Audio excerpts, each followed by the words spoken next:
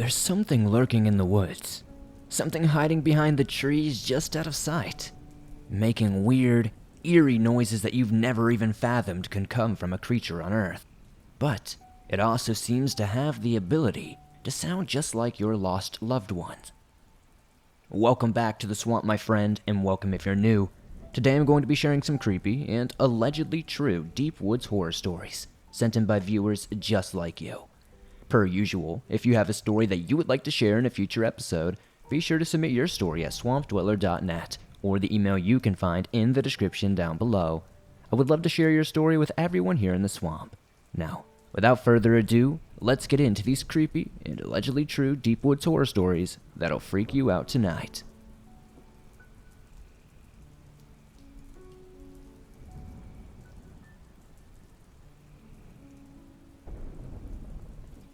Hey Swamp Dweller and everyone in the swamp. This is the first time in 30-something years that I have shared this story, and it will only be the second time I have ever shared it. Sometime in 1993, my dad married this lady who owned a large tract of land. It was primarily covered in woods, which was great since I was a 14-year-old and a Tennessee country boy. Her land was in the BFE, or the middle of nowhere for non-country folk. The nearest neighbors were around 3 miles, so it was definitely the BFE. So when we moved there, it was in the spring, so I would explore the house and the land near the house. I can clearly remember my stepmom saying, "Don't go in the dark hollow," which was the holler that connected the very end of the land she owned to a road. The name fits, trust me. So I never really went over there, until one day it had snowed like a foot or so there was no school. And like any country boy, I was going to go deer hunting, or at least I thought I was. So I was sitting in my stand, waiting for the daylight hours to come up. About 20 minutes later, a little spike poked out in front of my view. So I took a shot at it and hit him in the gut. It ran off, and I waited for about 30 minutes. I came down the hill, and I was starting to track him. And wouldn't you know, he came straight toward the dark hollow. I tracked the blood right down into the open.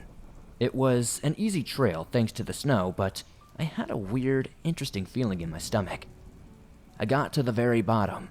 The blood trail pretty much vanished, but there were other massive tracks, which in my teenage mind, I was thinking, who the hell would be out here barefooted? Then, after inspecting them a little bit more, I realized they were twice the size of my foot, and I wear a 12-size boot. I started freaking out, and decided to make my way back up the hill.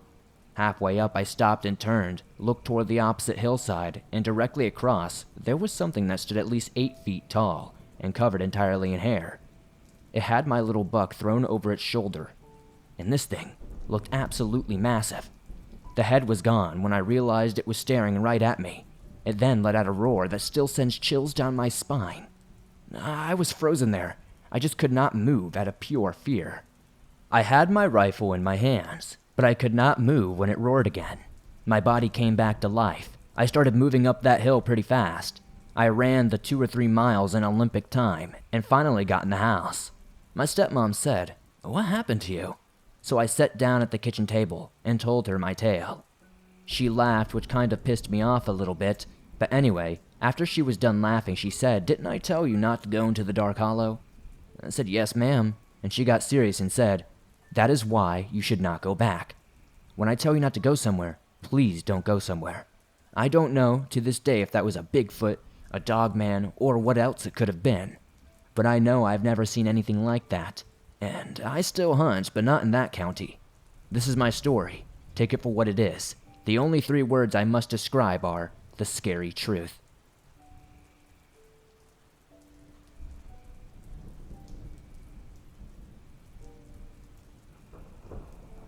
Hi Swamp Dweller. This is a terrifying thing to say because I'm still shaken up from my experience. This only happened about a week ago. I was fishing on my dock on my private lake on Saturday. I was catching some nice-sized catfish and had quite a few in the bucket full of water. I heard this strange sound come from across the lake. It was maybe about 100 yards away. There is nothing around this lake but forest, and they go on for miles. We don't have any neighbors anywhere near us. Anyways, sorry for the rambling. This sound I heard was not typical. It was straight out of the norm. I don't even know how to describe it. I didn't know what I was listening to, and I've listened to everything from foxes to owls to coyotes and bobcats. No, whatever I was hearing was something else. I had picked up a little scent from whatever this thing was, and it smelled absolutely horrible. As the light wind blew in my direction, I got a great whiff. It was like I was breathing in hot garbage and dead animals combined. The strange scent got closer to me, and I heard it again. It sounded monstrous, and I could not get over it. Whatever this thing was, it sounded like it was much bigger than I was. I was so scared as its roar got louder. It was definitely roaring at me. I just felt it in my bones. As far as I know, there are no bears in this part of Georgia, and I've never seen any reported around here, and they're not very common in the state as it is, but it sure did sound like something even worse than a bear. I started shaking in my boots, and I tried to shine my little flashlight in its direction, with no success as it only had a short distance beam. Still, I did have a floodlight on the dock pointed in the direction of the woods and captured a not-so-clear mirror image from the lake water. But the movement of the thing made it very clear that it was probably 10 feet tall or more.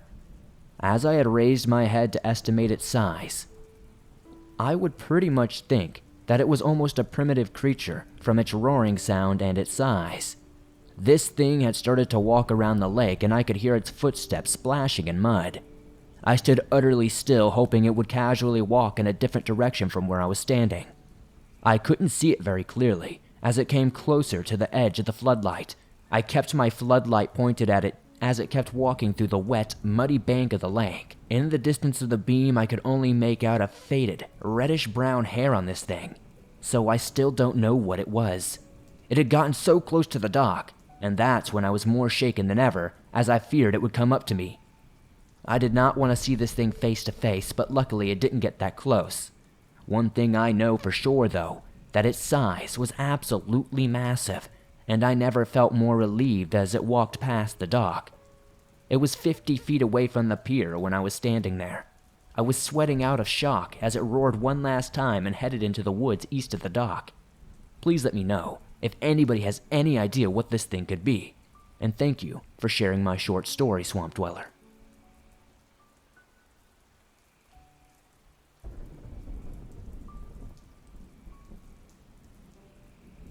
Hi Swamp Dweller, my name is Lainey, and this is my story.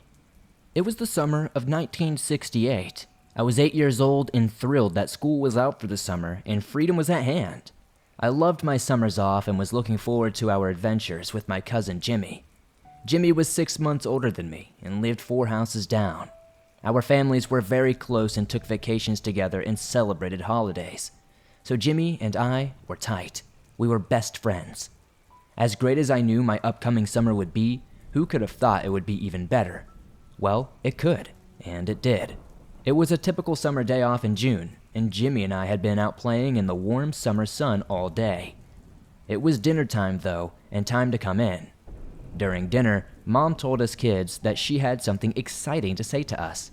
She explained that she and Dad had gone together with my Aunt Beulah and Uncle George, Jimmy's parents, and had purchased 2 adjacent 1-acre lots out in the country, and we were going to build a cabin.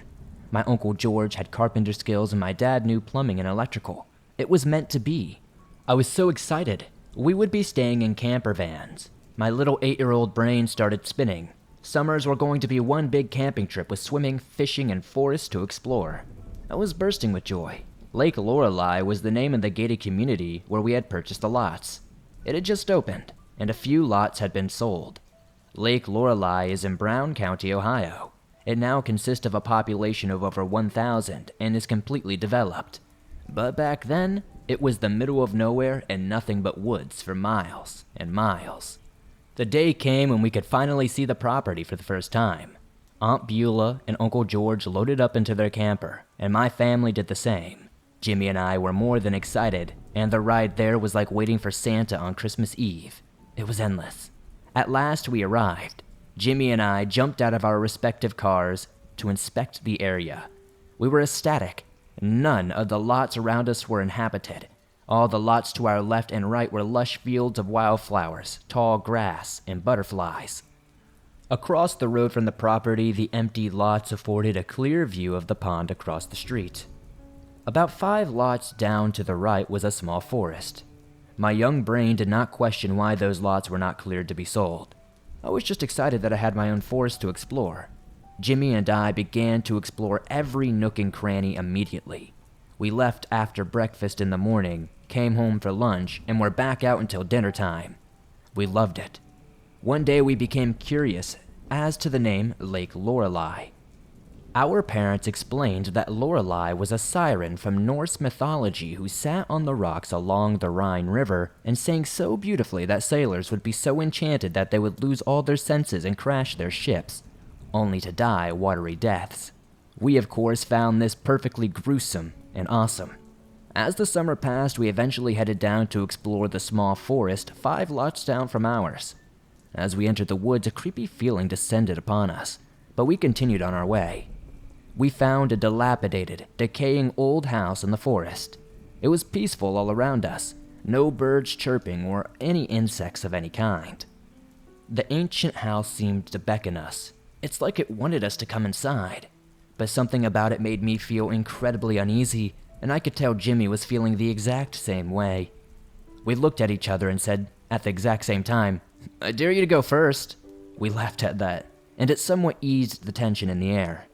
It was a bright sunny day, but the house was set in a dark, overgrown spot in the forest. We both entered cautiously. The only audible sound was our footsteps as we stepped gingerly into the creaky, rotting floorboards of the house. The door was hanging off its hinges, and we moved it aside and went into the house. The atmosphere changed immediately. It was even darker and felt cold, although it was easily 80 degrees outside. We stood still and just quietly looked around. Not much was left, some broken pieces of wood furniture, bits of old paper, and cobwebs all about. Even though we were young, we were smart enough to know that the floor did not look safe, and we hoped that there was no cellar. As my eyes scanned what once must have been the living room, the corner of a black and white photo laying behind some cobwebs and old newspapers, beckoning me to come look at it. I cautiously walked to the picture, ensuring that the old boards would hold my childish weight with each step. As I looked down at the picture, something about it was compelling, and I reached down and snapped it up. It felt cold in my hands. The edges were tattered, but the picture seemed to withstand time's ravages. It was a photo of a beautiful woman sitting on a rock of the shore of what appeared to be the lake. Though the image was black and white, I could tell her hair was a very pale blonde color. It was piled high on her head, with bewitching tendrils escaping and hanging down to frame her face. I could also tell that her eyes were a light icy blue. She had a slight smile and was dressed elegantly in a long dress from long ago. Jimmy noticed as I continued to inspect the picture and slowly headed over to see what I was looking at. Something about her was mesmerizing, but at the same time, I felt icy shivers up and down my spine, and I quickly dropped the photo. Jimmy reached down and picked it up, but I couldn't tell if he felt uncomfortable or whatever. We began to hear light laughter as he looked at the image in the picture. It was a woman's laugh. It was melodic, and just hearing it made you want to know the joke so you could join in. But suddenly, the laughter began to change. It went from a beautiful musical sound to a wicked, cackling noise. Jimmy and I were frozen on the spot, staring at each other with eyes as wide as saucers. Then the evil laughter turned into a high-pitched scream. We did not need to hear any more. Jimmy quickly dropped the picture onto the floor and we bolted to the crooked door, no longer concerned about the rotting floorboards. We slid the entrance to the side and began to run through the forest as only 8-year-olds could. We leapt through fallen logs, dashed through heavy overgrowth, and dodged branches until we could no longer hear the horrific screaming. Once we reached the tree line, it was like we had crossed another world. Birds were chirping, butterflies were floating lazily on the gentle breeze, and the sun felt warm on our chilled skin. We slowed down to a walk, both of us quiet. Our uneasiness began to wane as we walked across the meadow and began talking about the entire experience. In our minds, the woman in the picture could only be Lorelei, the beautiful siren who lured sailors to their watery deaths. And as for the laughter and the scream, we both decided it would be best not to tell anyone, lest we be forbidden to explore and lose our freedom. but we never went back to those woods for the rest of the summer. Summer turned to fall and fall to winter, and we didn't visit Lake Lorelei near as often. As the school year passed each month slowly, I got more excited for summer and the cabin. Finally, summer arrived. Much progress had been made on the cabin, and I use that term loosely. As the foundation was down and the frame was up, it was apparent that it would be a big house. It consisted of 5 bedrooms, 3 bathrooms, a great room with a massive stone fireplace, and a porch wrapped around 3/4 of the house. But it was not even close to being done. The shed was finished, Jimmy and his parents slept there, and my family slept in the camper. Another great summer began at Lake Lorelei, and Jimmy and I was looking forward to the upcoming weekend. A carnival was visiting the small town near us, and our cousin Cheryl was going to spend the weekend. Although Cheryl was a mere 6 years old to our advanced 8 years, Jimmy and I enjoyed her company immensely, and were looking forward to showing her the property, and had many adventures planned. Her parents dropped Cheryl off on Friday night, and we were up bright and early on Saturday morning. Jimmy and I had so much to show her. We took her to a small pond, the excellent dam where the water trickled down to the big lake, Lake Lorelei, and everything else. Everything but one place. Later that day, Cheryl looked curiously down at the wooded forest and asked if we had ever explored there. Jimmy and I both felt strange and said we don't go there often and gave no specific reason. Before she could ask more, we changed the subject to the carnival that evening and the junk food we would eat and games we would play. The carnival was a blast, and it was dark when we got back to the property. Jimmy and his parents went to the shed, and Cheryl shared a bed with me in the camper. I was awakened in the middle of the night by Cheryl shaking me. From the look of her green face and the little light we had, it was evident that Cheryl had overindulged in junk food. I woke my parents up and let them know that Cheryl was feeling very nauseous. Mom and Dad took her outside, and I followed. They carried her to the other side of the camper, and I took a seat at the picnic table out in front. There was a crescent moon that night, but the stars were very bright back then, and I could see in the darkness once my eyes became accustomed. I sat at the table with my back to the camper, facing the forest 5 lots down. I wasn't paying attention when a figure walked toward the picnic table. I immediately assumed it was my Aunt Beulah, as she would come out at night for smoke breaks.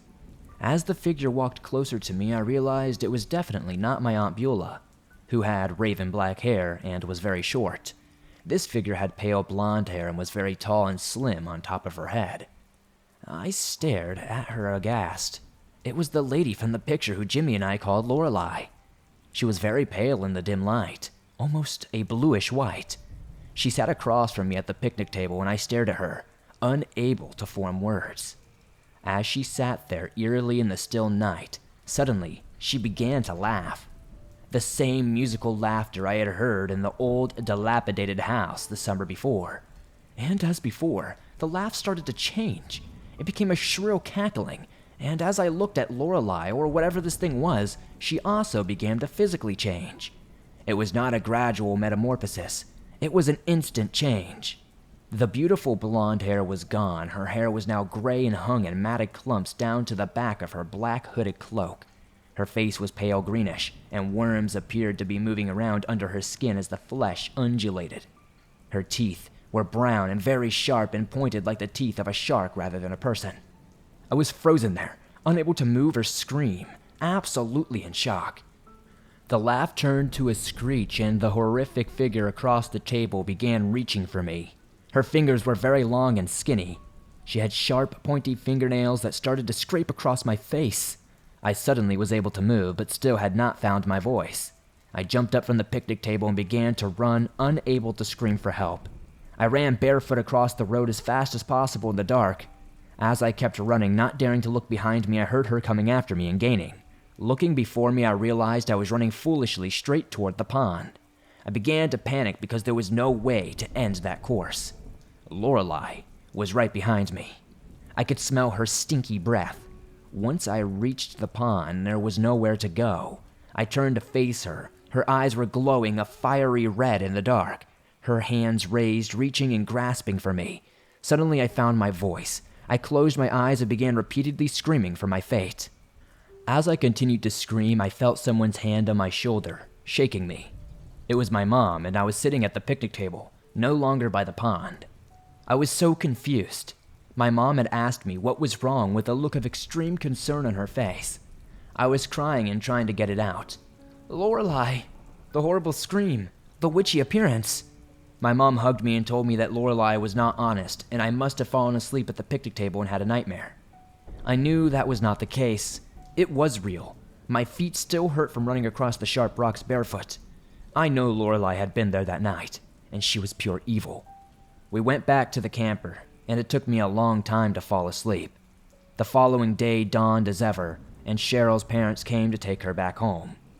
After she left, I grabbed Jimmy and told him I needed to speak with him, as I knew he would believe me about what happened, and this was no nightmare.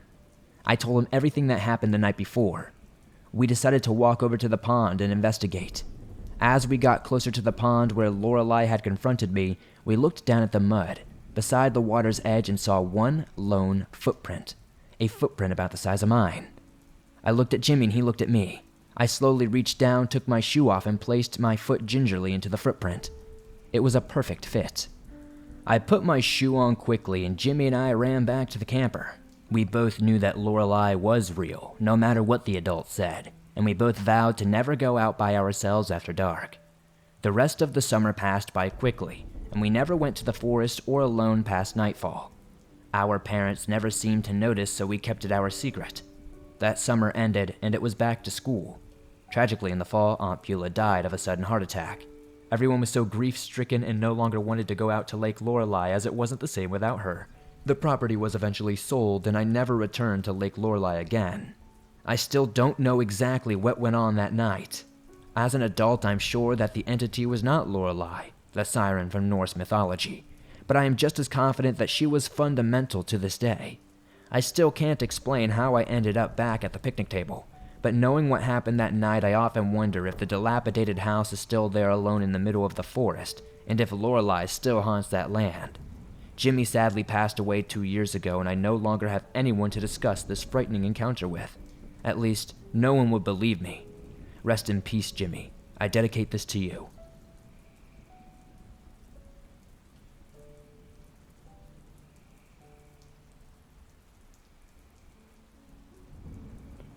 This is not my tale. It is a story that my boss once told me during a break at work.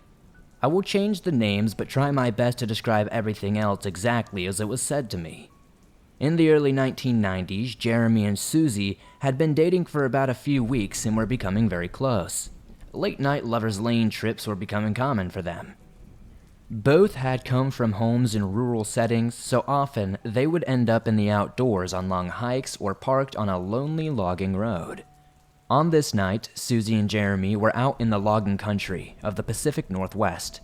They had parked Jeremy's Jeep at the top of a landing and had walked down into a clear cut until they found a nice grassy patch on the hillside where they could comfortably sit and watch the sky. They whispered for some time as they cuddled each other. Off in the distance, they could hear occasional screeches from an owl or maybe a mouse running through the underbrush. Neither one was alarmed when they heard the rustling noise coming from the far end of the clearing. There were a lot of deer and elk in the area after all. The noise slowly moved in their direction. Jeremy told Susie to listen and see if she heard it too. She replied that she did, and they both sat in silence, listening to the limbs brush aside and twigs snapping underfoot as something made its way across the opening. Still thinking it must be an animal foraging in the shrubs, they resumed talking. Jeremy was keeping track of the noise, though. He assumed at some point it would turn and go in a different direction once it realized humans were nearby. It did not. Jeremy told Susie that whatever was out there seemed bold if it was an animal. Once again, he told her to be quiet and listen closely. By now, the shuffling sounds were maybe 100 yards away. Jeremy let out a loud whistle, thinking he would hear the familiar noise of a deer bounding away. Instead, there was silence. Then the movement returned, still coming toward them. Jeremy shouted, "Whoever is out there, you better not come any closer. I am armed." He unsnapped the buckle on his concealed carry handgun and waited. Jeremy wanted to see who was out there and give them a piece of his mind if he got the chance. Susie had other ideas, though. It was all too real and spooky when Jeremy readied his firearm. She began to beg to leave and her voice was very hysterical. With the noise still approaching and Susie losing her composure, he decided that maybe it was an excellent time to go home. They quickly made their way to the Jeep and drove the 20 miles back to home. Jeremy returned to the clear cut a week later with his best friend Sean. They arrived shortly before dark and purposely parked the Jeep a little further from the landing. Both men were in full camouflage, carrying binoculars and their sidearms. They made their way to a vantage point where they could watch the opening while hoping to remain unobserved. Right on the edge of the dark, they saw a man step into the clearing. He appeared at approximately the exact location where the noises started the week before. There was just enough light to tell that the man looked disheveled in raggedy clothes, unkempt hair, and a thick beard.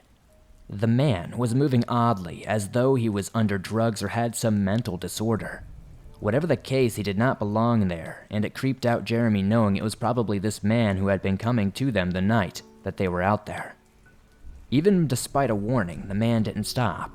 So what was the guy's intent? What would he have done if he ever reached them? Where did he come from? The nearest house that they knew of was at least 10 miles away. Jeremy and Sean decided to leave things as they were and sneak back to the Jeep. Their only answer was what, but to who or why, they never knew. It could have just been a harmless hermit with an undeveloped mind. However, you never really know for sure.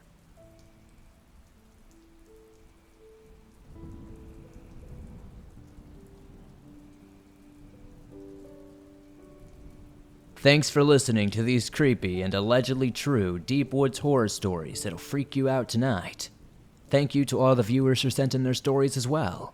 As always, if you have a story that you would like to share in a future episode, be sure to submit your story at swampdweller.net or the email you can find in the description down below. I would love to share your story with everyone here in the swamp. It's stories like yours that help keep us going on a daily basis. If you enjoyed today's stories, please be sure to hit that like button as it helps me out a ton. The more likes this episode gets on YouTube, the more they promote it in the algorithm, and that helps the swamp grow its ever-expanding waters. If you would also like to help the swamp grow, please be sure to drop a comment down below letting me know what story was your favorite tonight. I'd love to see the conversation. If you're on the go and don't have YouTube Premium, but still want to download and listen to your favorite Swamp Dweller scary stories no matter where you are, you can download them absolutely free from Spotify, Apple Podcast, Stitcher Radio, and pretty much anywhere else you find your favorite podcast online. If you're listening to this on Apple Podcast or Spotify, please be sure to give us a 5-star rating on those platforms as it helps us grow over there, and is very much appreciated.